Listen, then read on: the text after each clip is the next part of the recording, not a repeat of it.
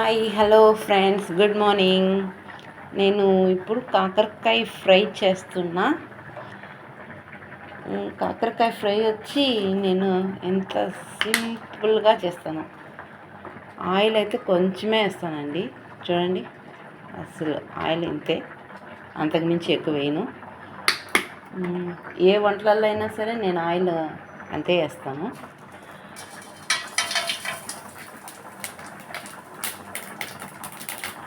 ఏమంటే మనకి ఆయిల్ కొంచెం తక్కువ వాడితేనే మంచిది, ఎక్కువ వాడకూడదు.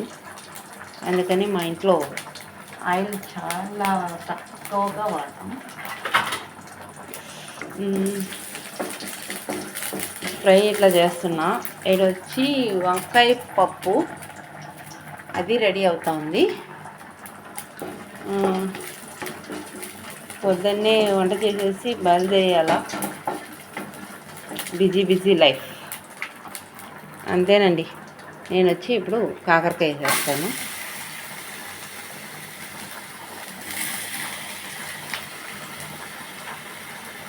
నాకు కొంచెం కష్టంగా ఉంది. వంటలు నేను చేసి పెట్టాలని ట్రై చేస్తున్నాను, కానీ ఎలా చేయాలి, ఏం చేయాలి అనేదే నాకు కొంచెం కన్ఫ్యూజ్గా ఉంది.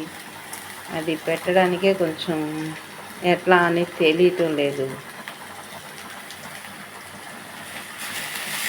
హాయ్ ఫ్రెండ్స్, ఇట్లా కలుపుకొనేసి కొంచెంసేపు నేను మామూలుగా అయితే ఆవిరిలో ఉడకబెట్టి చేసేస్తాను. ఈరోజు కొంచెం టైం లేదు, ఆవిరిలో ఉడకబెట్టి చేసేంత టైం లేదు. కాబట్టి మనం ఏం చేస్తామంటే సింపుల్గా అందరూ చేసేదే, కానీ నేను వచ్చి ఒక ఆయిల్ తక్కువగా వేసి చేస్తాను అంతే.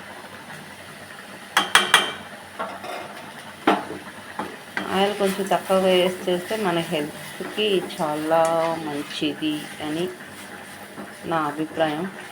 మా వారికి అసలు ఆయిల్ లేకుండా ఉంటేనే చాలా ఇష్టం.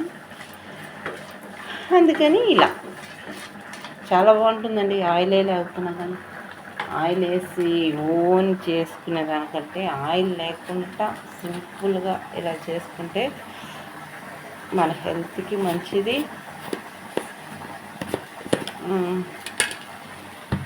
కాకరకాయ ఫ్రై వచ్చి బాగుంటుంది. కొంచెం ఉప్పు, మా ఇంట్లో ఉప్పు కూడా ఎక్కువ తినం, చాలా తక్కువ తింటాం. ఆయిల్ కానీ ఉప్పు కానీ, అంటే వెయిట్ ఎక్కువ అవ్వకోకుండా ఉండడానికి.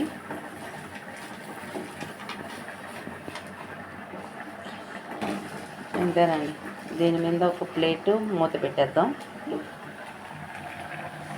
ఏడొచ్చి వంకాయ పప్పు గడగడ గడగడ గడగడ గడగడ గడగడ అంటుంది. వంకాయ పప్పు రెడీ అయిపోయింది.